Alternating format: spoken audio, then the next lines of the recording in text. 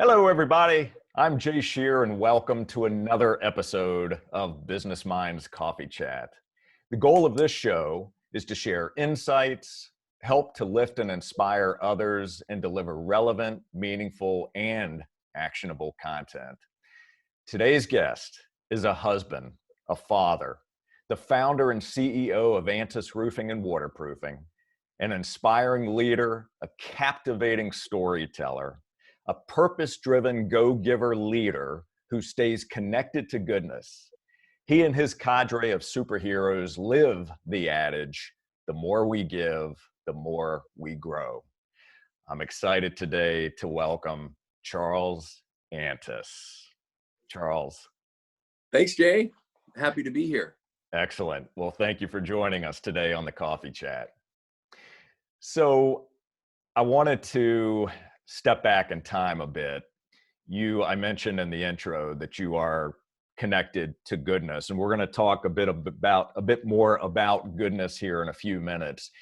But I want to go back a bit to you being a purpose-driven organization, and when purpose for you really began. When did your purpose light you up? Could you share that with us? Yeah, well, I love talking about this. I love reminding myself and therefore awakening people to these stories, how they change our lives. So in my roofing business, there was a particular story that ended up being a give. And in the roofing business, there's just this story that repeated itself, but originally happened like 30 years ago. And I think that's probably maybe the story you might be referring to, but do you want me to tell the story of the first roof give that I remember? Is that kind of where we're at? I do, Charles, because to me, that is a very defining moment in your world and in the world of what you do today. It is. Thank you. And thanks for reminding me, because I feel that same excitement, fear, need today with what's going on in the world that I did when I walked into that home and smelled that mold all those years ago. But this is what happened. I was just starting my business, Jay, and I didn't have a lot. I had the ability to sniff out and repair anything that leaked from rain, but it was just me. And so I would get a couple of calls a week, and I would go and repair leaks that occurred on HOAs and homes. And one day I got a call, and it was a lady who had leaks in every room. And that was like, yeah, that seemed like a good call. And I'm driving out there the next day. But as I'm getting closer to the city, I'm noticing the homes are getting a little more small, decrepit, and I started seeing graffiti. Until finally I turned on the street where the home would be, and I just saw this dead grass and a home that was set back I didn't initially see. I thought, is that it? It had like a 140.5 number that was hanging on it. So I thought, well, maybe there's something behind it. And I knocked on the door, and then three things happened that really set up the change in my life. And that was, the door opened and I saw this woman, and it was very memorable because she just had this pained expression on her face, and like she'd had a really bad time for a long period of time. And then before I could say hello, I was hit with this smell like I'd never smelled before, of mildew, which I just almost knocked me down. And so I started to recoil, and really, that I got to get out of here feeling came. And as I started to pull away, I felt a tug, and I looked down, and there was a little girl down there, a little blonde girl with this ear-to-ear smile, who was in a totally different place than me and her mom. She was like, I got a visitor in my house. And so she's pulling me inside, and I'm going because I had no choice. I mean, there's no way I was walking that home, but I had no choice. And then she pulls me through this crowded living room into this hallway, and then right into this room. And she just kind of beamed there. And she looked up on the wall and pointed to a unicorn, a My Little Pony poster. And that's why I knew it was her room. But as she was smiling there, my eyes were drawn to the ground, where I saw 4 mattresses with moldy bedding. And I knew this is where the smell was coming from, and I just froze. When I tell this story, it's really becomes clear that nothing moved in me right then. Everything was moving in me, but I was frozen because this little girl, as sweet as she was, the way she showed off her room, she was a threat to me because I had a mortgage payment to make and I didn't feel I had enough. And there was a need here that I didn't really want to look at. And so I was frozen in that state for, it must be like 30 seconds until, finally the mom walks in the room, and I don't know why it was the mom, and not the little girl, except when I saw that mom's face again, in contrast to her daughter's face, there was I just remember that pain that, like, I don't know where it came from, but before I could grab back the words, I just said, I'm going to take care of your roof. And that was the first roof give that I remember that Antis Roofing did. And it felt like, how can I do this? And that was a powerful moment that I'm so glad that I get asked to tell that story again, because it reminds me of how this business was born and how this business grew and how that eventually became our culture. Because what I noticed around the siblings that I eventually got to know a little bit, and what I learned about the other volunteers that showed up with me when I donated that roof, because we donated the roof when we saw, after that happened. And that weekend I was up there with 6 volunteers. I didn't have any employees yet, and a bunch of goop from Home Depot, man. And we gave them a dry roof on the inside. And something about roofing, it was not a pretty roof, man. I was mixing materials. I wasn't that great of a systems roofer yet. Mansville wouldn't have had anything to do with me then, but I could have sniffed out a leak. And so this was really awesome that I donated this thing that I had that was my skill. I didn't appreciate my skill back then. I mean, now you listen to me today, I'm a proud roofing professional, man. These hands protect and provide, and the big hearts of roofing pros. But back then, I didn't know who I was. I was embarrassed that I dropped out of college, and it was a different world. And that experience, though, that you ask about changed everything, because that's why I say today I'm in that same ship again. We're looking at how to stay seaworthy, and yet there's people that need hefted aboard, and that is a cool thing when you can think that there's enough. And it's a model of thinking. It's a shift in a mindset. It requires discipline. It requires having a positive attitude at all costs. But if you can do that, then you can reach further and have, you mentioned the more you give, the more you grow when you started this. And that's a slogan that I regretted saying after I said it, because, we didn't have any rain the next year, and we shrunk 20% the year after we initiated that slogan. But it's so true, man. We grow inside, our team grows, the growth of the good we do in community grows, and so it's it's the story of who we are as a business. We exist to keep families safe and dry, but it's also a story of who we are as individuals. And I know what fulfills me, and that's to awaken passion in others for social good. And that's why I'm on your show today.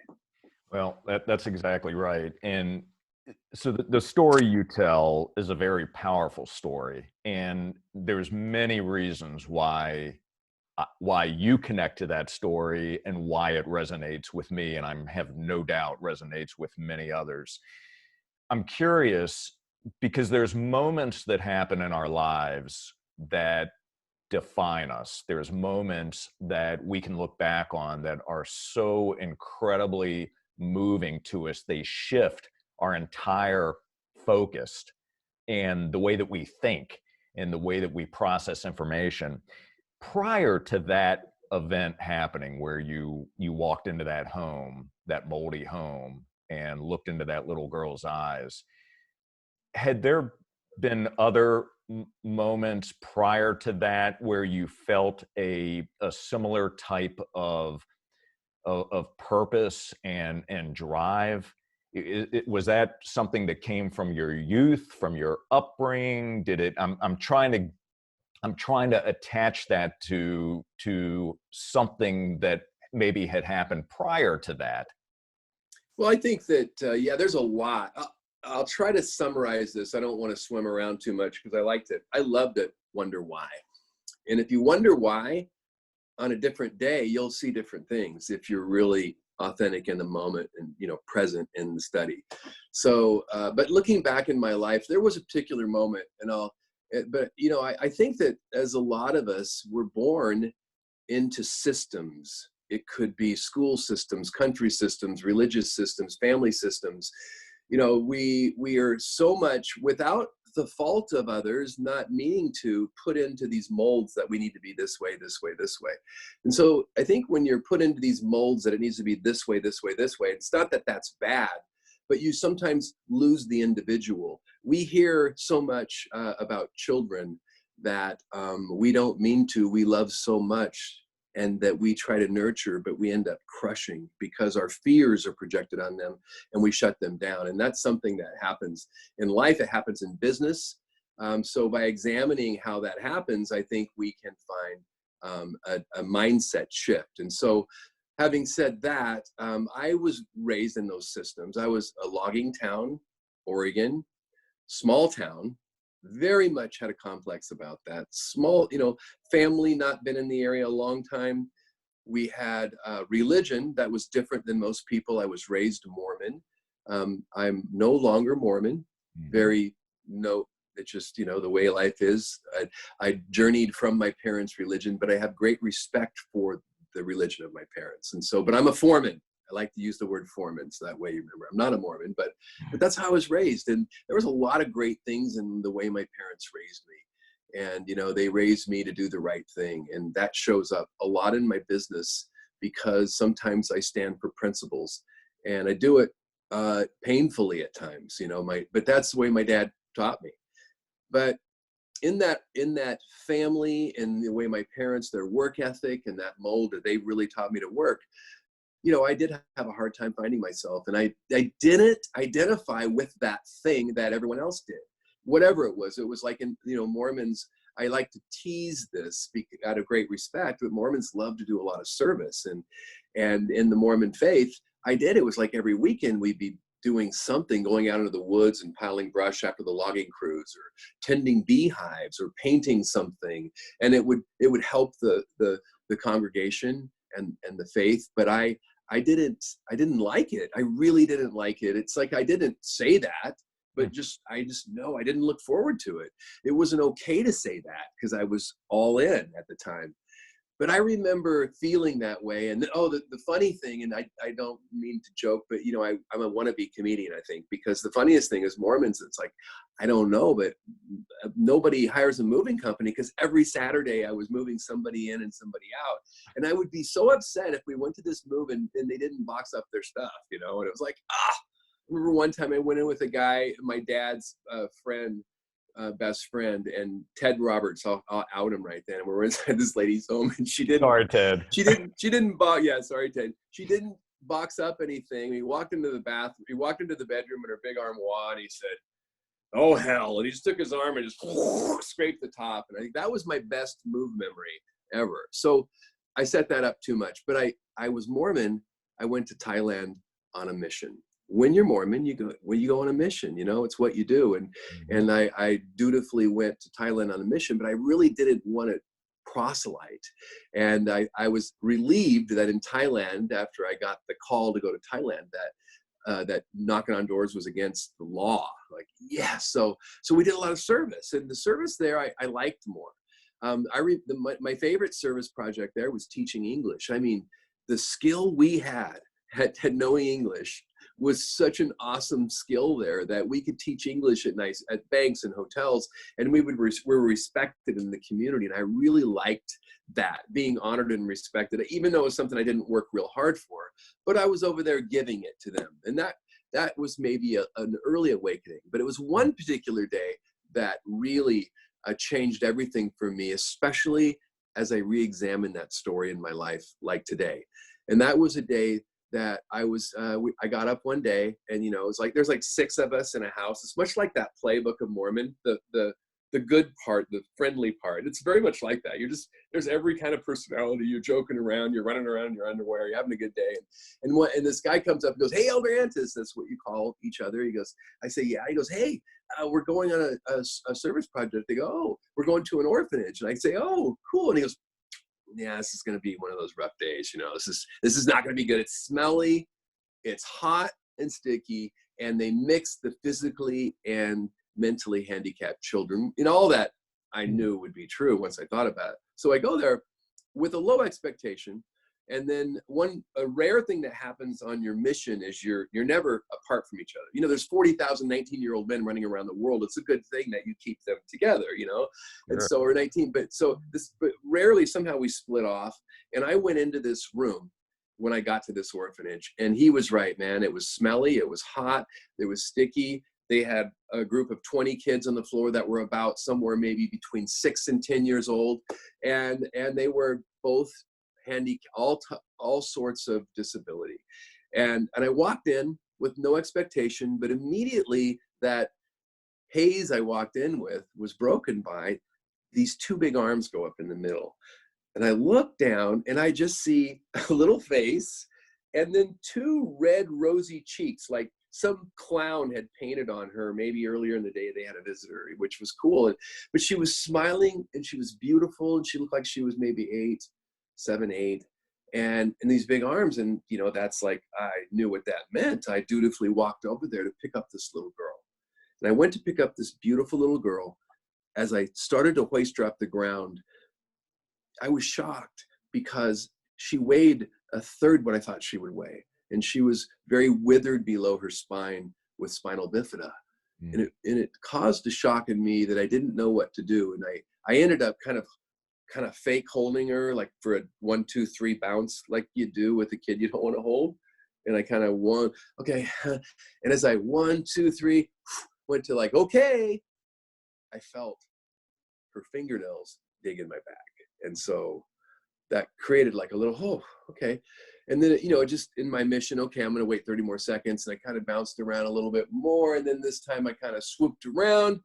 And this time she held me tight and dug her fingernails, long arms in my back. But then I felt something, when I looked and I just felt her smile, and she was smiling at me, and she lit up, and something immediately started to happen that I don't ever remember happening before. It's just all of a sudden there was something alive, awakened in me that meant something, that there was a connection made. Looking back, this was not hitting me then. Then I was just like, oh. And we started, looking at the art of, I didn't speak Thai yet. I'd been in Thailand only a month. I spoke cruddy Thai. Now I'm still pretty, I could whip out some Thai for you, but that won't serve this audience. But, so this little girl, she just, talked back, and we pointed at other things. And I've never been able to describe it better than, growing up in Oregon. My grandma was poor, lived in a house and cooked on a wooden stove. And I remember grandma would stir up this pot with this big wooden stick. And it was like grandma was stirring something up in me that I'd never felt before. And it was hard to grab and look at because it was not something I'd seen before. Not something I'd felt before. But looking back, it really allows me to say, wow, passion was awakened in me for this little girl, for helping her, for connecting her, for making her feel whole that day. There was a powerful thing in me that probably changed everything from that course in the way I saw children, where before children were probably annoying. They were the neighbor, the snot-nosed neighbor. And now I have, a recurring theme in my life. My friend Ed Hart always points out that, it is unimaginable to ignore unacknowledged or sick children. And so that's when I started to discover that, not knowing what it was, this little magic girl. And the cool thing about it, Jay, is this is one of those cool things that I don't know how it happened, but the next thing I remember, that same missionary who said, we weren't going to like it, he said, "Hey, Elder Antis, it's time to go." And I looked at my watch, and it was 4 hours later. Wow. And I couldn't believe that I'd held her for 4 hours. And I had this feeling like every step when I walked away, like I'm floating a little bit, and I can't really remember it, but I felt it sense. And when I feel it sense, it reminds me of that. like I was in the moment in every footstep. And that's purpose. That's fulfillment. That's impact, all happening right there. And that's what we try to do here at Antis Roofing for everyone. Do we do it? No, but we try. But you try, and it goes back to those moments that happen in life and how they define you. And now when you're able to pull the lens back further and look at how your business operates today and the culture that you've developed, all of those situations that occurred in your life that shined a light on that purpose within you and that heart just pounding, and the emotion and the compassion that you have. It's clear now. Maybe it wasn't at the time, but it's clear now why you in your organization give and give and give, and you're living a universal principle now. And I look at the nonprofits that you serve, from the American Red Cross to Habitat for Humanity, Ronald McDonald House, the Alzheimer's, Orange County, all of the things that you do that are attached to goodness and doing for others. It explains all of those things that you've been through in life, and you've honored your struggles with boundless compassion and empathy. That's what I see as I listen to your stories, and I sense the type of person that you are. It's amazing. Well, you are very generous with your words. Thank you, Jay. I'm just, trying to run a business, really. I got to tell you, sometimes I have I don't know how to receive that, because part of me does it because I just can't help it. And the other part of me does it because I think I'm a shrewd businessman. I believe this is how you communicate today if you want to be relevant in the world. I believe that if you want your people to be happy, you have to take risks, you have to be vulnerable, you have to be authentic in the moment. And I believe I'm starting to learn that in all of what makes me strong, what makes us strong, is our vulnerability and willing to be wrong. And we have a lot of that right now at a time that we need to be super adaptive. And we have a lot of that right now at a time we need to be super generous. I'm struggling right now, Jay, with the generosity. That first roof give 31 years ago, almost, was something that I didn't know if I could afford to give. It felt like it might crack the bank. It was that painful. And right now I'm struggling with the same thing. We have money put away in a donor advised fund just for giving, and yet we're struggling with who and why and what to do. We show up, we donate, we set up drives for blood here at Antis campus for the American Red Cross because that's a need right now. We're donating roofing services because that's a need right now. But there's a lot I don't know what to do about. But there's something powerful about saying, I don't know what to do about it, but I'll collaborate with you and I'll donate time and we'll figure this out. That's in the nonprofit world, and that's also in the for-profit world. The tough part for me right now, Jay, is my empathy, compassion that we all have when we look around. It's in the nonprofit world, I struggled to say this because it's really painful, but I'll say this in the professional world, but it's true for both. We are about to face the biggest storm we've ever had in our lifetimes. And we can't define it. I can't define it. And those that do only see parts of it.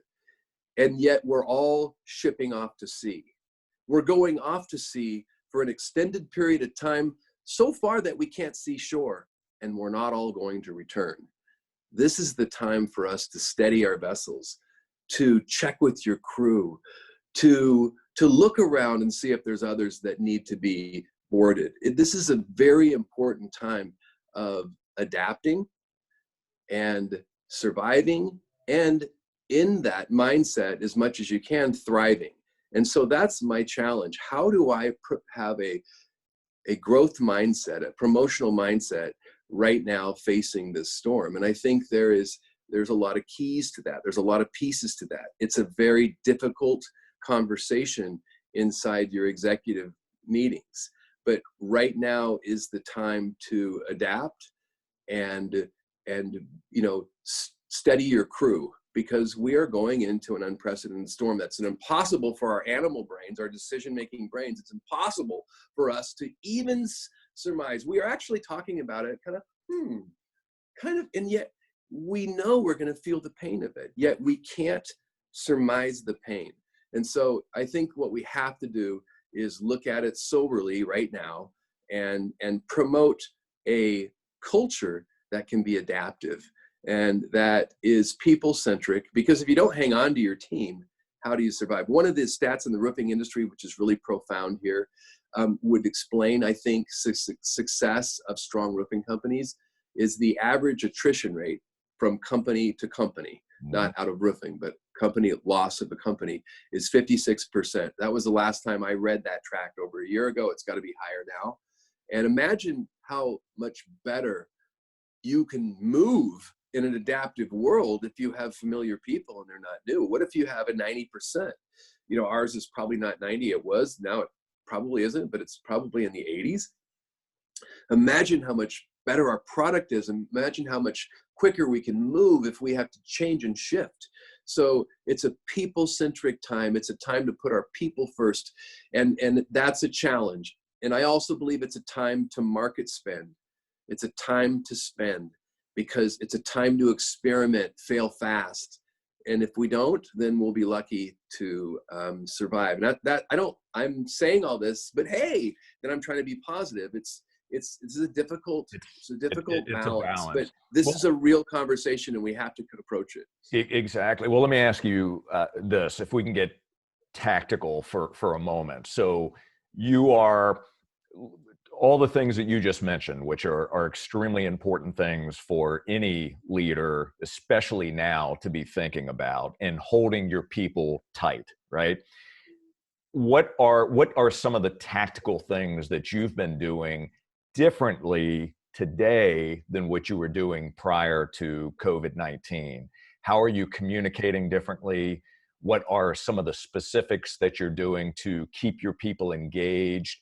Can you shed a little bit of light on that, and also on the marketing side? Sure. Well, I'll try not to jump in too far at anything. I think the first thing I'll say, the first two things that have been true from the beginning, they're so true today, is the leadership needs to be steady in the storm. Think of the ship at sea parable again. We need to be steady in the storm, and that's not easy. That means you need to check off your fear. Now, your fear is going to be shown probably to your executive team sometimes.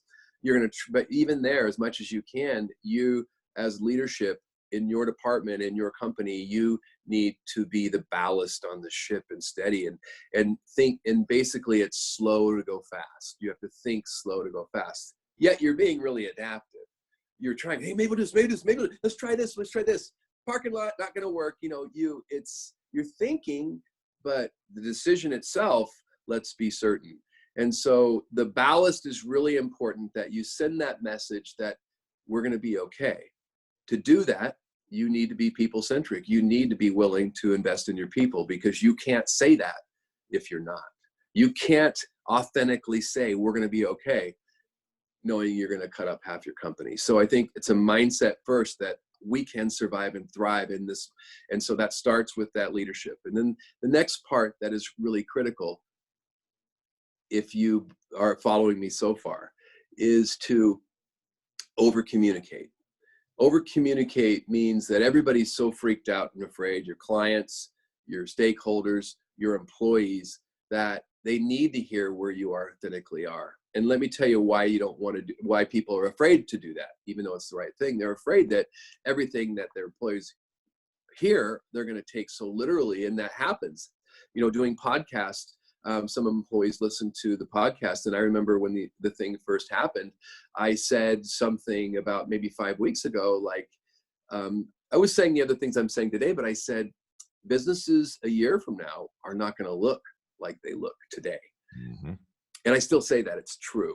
But that's and you don't want to say that because that could be interpreted, oh my God, that means that we're gonna lay everybody off. No, that's not what I'm saying at all. And so what I'm saying is I made the statement, we're over communicating. Hey, are you feeling uncomfortable? Call us.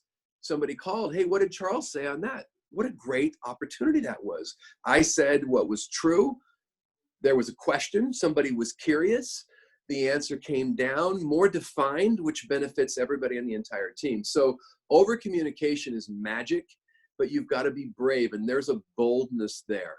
Coming on this show, being willing to talk about what's working, what's not working. There's a certain boldness there because most of us are at the mindset. I remember in Vistage 12 years ago, and this was so true. When someone asks how your business is doing, you say, unbelievable. You always say that. And that is a certain promotional mindset. And you do need to do that in a certain way, but you also need to be real because nothing is squeaky clean. And, being on the board of a lot of nonprofits, it's like a lot of religions, and I mean that really gently, but you look under the hood far enough and it's like, it doesn't all, there's challenges there. But anyway, I digressed. I don't know where I was going there. I want you to bring me back because I can't remember. I was laying out. So some of the tactical things that you're doing. So you were talking about over communicating and making sure that you're reaching over communicating internally and externally. And what that means to us now, because when things were getting worse in California, it meant almost daily internal briefings. And also when we needed to really train our people what social distancing was and mask wearing, there was daily communications. I think now it's turned into a preparation for daily communications. We had one Skype call, I'm sorry, not Skype.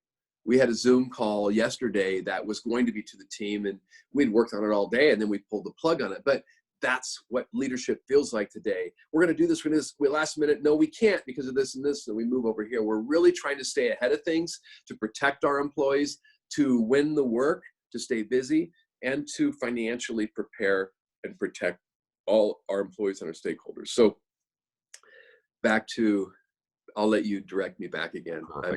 I'm swimming. I can tell when I start to swim. But thank you for sharing that, though. But that's, again, it goes back to the reality of where we are today. So there's the norms, the operating rhythm that you were working within prior to March is completely different today.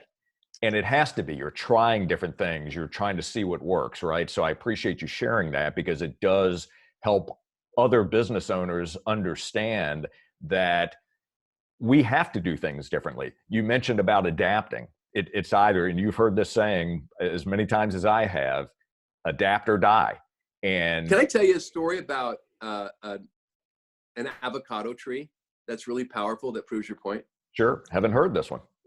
This is a news story that just happened last week, and I don't know if I can tell it to properly give it what it gave me. But there's an avocado tree by our spa in the back that my wife and I thought was dying, and we were worried about it. The leaves were falling off, and suddenly we had this rain come, and then this avocado tree, a bunch of more leaves came off, and then all of a sudden it sprouted little flowers everywhere, every nook and cranny, which was really odd. And we thought, oh, something's really wrong with it now. But I was in the spa the other day cleaning out these flowers that keep falling in, thinking the avocado tree's dying. It's annoying me in the spa. And suddenly I looked up and I realized the avocado tree wasn't dying at all.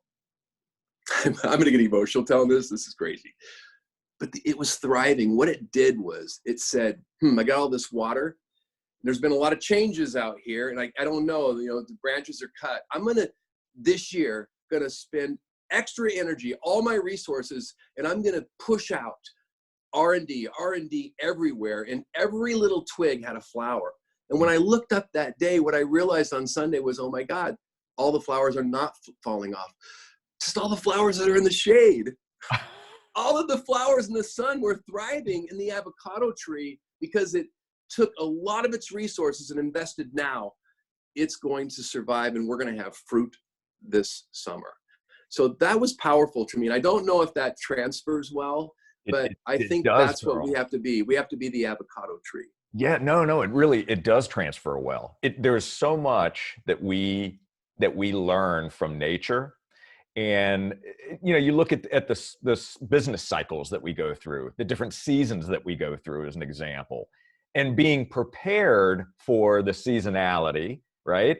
Being proactive and knowing that when things are pulling back, when things aren't growing, that we're doing the right and necessary actions to fertilize, to seed, to give light, to give nutrients, water, all of those kinds of things that we need to do. So when we are in the growing season, right, we are rocking and rolling. So no, I think that's a great analogy to use. And thank you for sharing that story. It's that's a good one.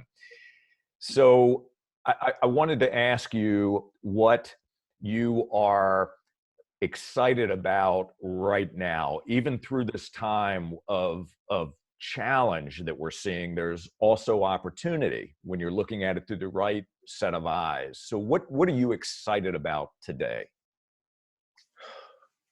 Wow, I'm excited about my family, of course. I get to spend all this extra time with my twins, Charlie and Gracie, who are 5. I'm excited about, their futures.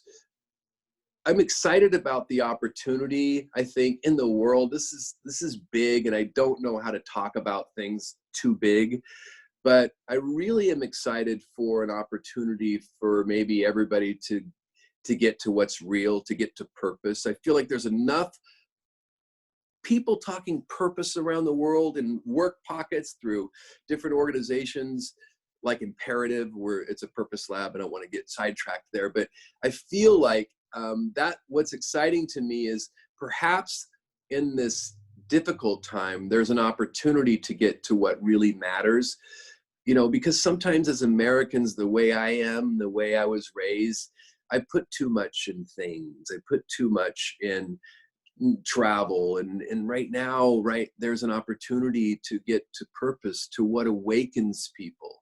And so I don't like to, I'm not excited about going on a trip right now. I'm not excited about getting a bigger house. I don't think I'll ever move. I love my house, and my wife and family, we love our house, but I'm excited about the opportunity we have to awaken people to what it is that fulfills them. That's in my own company, and in throughout our industry, in the roofing industry, and also the other industries that I face. It's kind of broad. In my company right now, I'm excited because we're going to adapt. We've been good at adapting in the past. I think we have a really young, adaptable team. And so I'm excited, but I'm not defined on what that will look like. I am excited about what it may look like as I see new ideas, but I'm going to allow ideas to fail, just like the shaded areas of the avocado tree. There you go. Well, the tree has to sit still while those flowers fall into the spa. Absolutely. Well, that is where true growth happens, and that's the feedback that we need. Those so-called failures, if we're not doing, then we don't learn the lessons. Before we wrap up, I wanted to mention to everybody about this book. And I've got to make sure that you can see this at the moment. But this is a book called How Goodness Pays. And it is by Paul Botts and Paul Hillen. And I'm bringing this book up because Charles Antis happens to make a guest appearance in this book. There was 3 years of research, I believe, that went into this. I would highly, highly encourage everyone to pick up a copy of this book. It is excellent. And the section with Charles in it gives you a perspective on Charles the person, and also how he leads his business. And I'm so grateful that this book came into my life, and that you're part of my life, Charles, through this book and through conversations like this. I would ask you just very, very briefly to define for us what goodness means to you in the business environment. Very briefly, if you wouldn't mind. Okay, thanks. In business, to me, is very much like life, and we can't separate it. You can't take from here to give to there.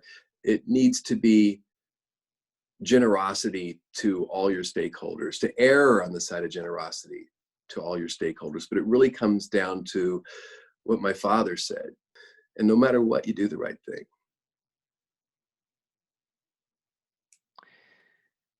Absolutely. Thank you, Charles. I appreciate that. So you have mentioned that one of your goals is to awaken people to their potential and help others be awesome. I have no doubt in my mind that you are figuring out how to do that. You've been doing that, and you're going to learn how to do that in a much broader way and help exponentially other people realize what their potential is. So I'm excited for that. I wanted to thank you for joining us today on the Coffee Chat. It's been a great conversation, and you've shared some excellent tips and tactics and wonderful stories. And thank you for that. I enjoyed it. What a great way to start the morning. Thanks, Jay. Terrific. And for everybody else, thank you so much for watching. If you found value in this episode, please like and share with your friends. And until next time, stay healthy and optimistic. Keep learning and growing. And remember that transformative change in your life and business begins with you, and nothing happens until you take action. Have a fantastic day.